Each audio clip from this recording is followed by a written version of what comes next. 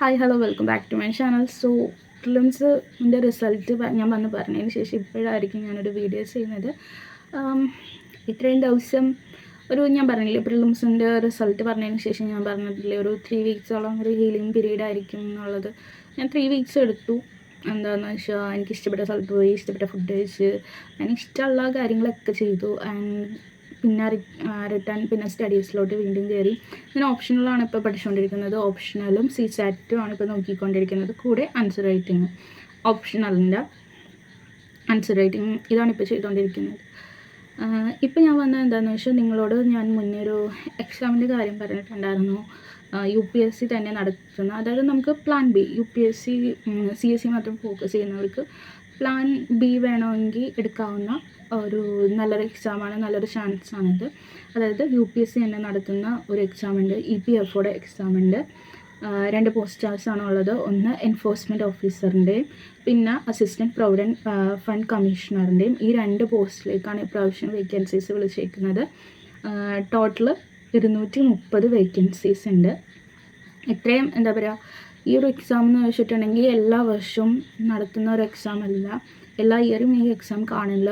എന്താണെന്ന് വെച്ചാൽ ഈ വർഷം കഴിഞ്ഞ് കഴിഞ്ഞാൽ ചിലപ്പോൾ ഇനി 2 വർഷം കഴിയുമ്പോഴൊക്കെ ആയിരിക്കും ഈ എക്സാം വീണ്ടും വരുന്നത്. ചിലപ്പോൾ ഇനി 2027 ചിലപ്പോൾ ഇനി ഈ എക്സാം വീണ്ടും വരുന്നത്. അപ്പോൾ ഈ എക്സാം ലാസ്റ്റായിട്ട് നടന്നത് എപ്പോഴാണെന്ന് വെച്ചിട്ടുണ്ടെങ്കിൽ 2023 ലാസ്റ്റായിട്ട് നടന്നത്. സോ അങ്ങനെയാണ് ഈ എക്സാം എല്ലാ വർഷവും ഒന്നും ഉണ്ടാവത്തില്ല. ചിലപ്പോൾ 2 വർഷം കൂടുമ്പോൾ അല്ലെങ്കിൽ 1 വർഷം കൂടുമ്പോഴേക്കായിരിക്കും ഈ എക്സാം വരുന്നത്. അപ്പോൾ അതുകൊണ്ട് തന്നെ നമുക്ക് കൺഫേം അല്ലായിരുന്നു ഈ ഇയർ ഈ എക്സാം ഉണ്ടാവുമെന്ന്. നമുക്ക് അത്ര കൺഫേം അല്ലായിരുന്നു. ബട്ട് നമ്മൾ ആൻറ്റിസിപ്പേറ്റ് ചെയ്തിരുന്നു. ആൻറ്റിസിപ്പേഷൻ നമുക്ക് കറക്റ്റായിരുന്നു. എന്താണെന്ന് വെച്ചാൽ 29th July online registration start ചെയ്യുന്നുണ്ട് ഈ എക്സാമിൻ്റെ. ആൻഡ് August 18th വരെ ഈ എക്സാമിൻ്റെ രജിസ്ട്രേഷൻ ഉണ്ടാകും. ആൻഡ് ടോട്ടലി 230 വേക്കൻസീസാണ് ഉള്ളത്, 2 പോസ്റ്റിനും കൂടിയിട്ടോ. അപ്പോൾ എൻഫോഴ്സ്മെൻറ്റ് ഓഫീസറുടെ പോസ്റ്റിൽ 156 വേക്കൻസീസാണ് ഉള്ളത്. ഏജ് ലിമിറ്റ് വരുന്നത് 30 വയസ്സാണ്. പിന്നെ അസിസ്റ്റൻറ്റ് പ്രൊവിഡൻറ്റ് ഫണ്ട് കമ്മീഷണറുടെ ആണെങ്കിൽ ടോട്ടലി നമുക്ക് 74 വേക്കൻസീസ് ഉണ്ട്. ഏജ് ലിമിറ്റ് വരുന്നത് 35 വയസ്സാട്ടോ. സോ എക്സാം ഡേറ്റ് ഇതുവരെ കൺഫേം ആയിട്ടില്ല. ബട്ട് ഇപ്പോൾ UPSC തന്നെ നമുക്ക് അവരുടെ ആനുവൽ കലണ്ടർ പബ്ലിഷ് ചെയ്യുമ്പോൾ ചില ഡേറ്റ് ഉണ്ടല്ലോ, അവർ റിസർവ് ഡേറ്റ് ആയിട്ട് കൊടുക്കും. അപ്പോൾ ഒരു റിസർവ് ഡേറ്റ് കാണുന്നത് എന്താണെന്ന് വെച്ചിട്ടുണ്ടെങ്കിൽ November 30 കാണുന്നത്. സോ നമുക്ക് എക്സ്പെക്റ്റ് ചെയ്യാൻ November 30 എക്സാം നടക്കുന്നതെന്ന്.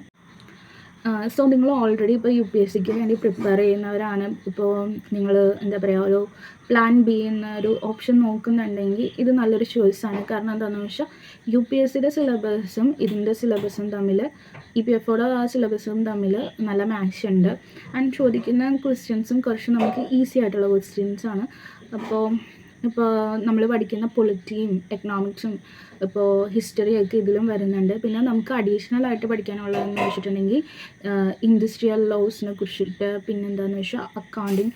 ഇപ്പോൾ +1 +2 ഒക്കെ കൊമേഴ്സ് ഒക്കെ എടുത്തവർക്ക് ഇത് കുറച്ച് ഈസി ആയിരിക്കും. അക്കൗണ്ടിങ്ങിനെ കുറിച്ച് പഠിച്ചവർക്ക്, ഇപ്പോൾ കോളേജിലായാലും അക്കൗണ്ടിങ്ങിനെ കുറിച്ച് പഠിച്ചവർക്ക് കുറച്ച് ഈസി ആയിരിക്കും. കാരണം ബേസിക് അക്കൗണ്ടിങ് ടേംസിനൊക്കെ കുറിച്ചിട്ടാണ് ഇത് ചോദിക്കുന്നത്. അങ്ങനെ വലിയ ഇതായിട്ടൊന്നും ചോദിക്കുന്നില്ല, വലിയ കാര്യങ്ങളെക്കുറിച്ചൊന്നുമല്ല ചോദിക്കുന്നത്. ബേസിക് ആയിട്ടുള്ള കുറച്ച് കാര്യങ്ങളെക്കുറിച്ചാണ് ചോദിക്കുന്നത്.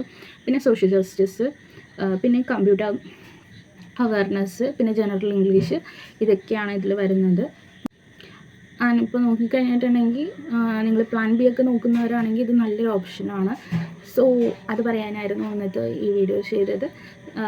ഇപ്പോൾ നമ്മൾ വൈകാതെ സ്റ്റഡി വ്ളോഗൊക്കെ ആയിട്ട് വീണ്ടും നമ്മൾ തിരിച്ചു വരും. സോ എല്ലാവരും ഇപ്പോൾ ബൈ, ടേക്ക് കെയർ.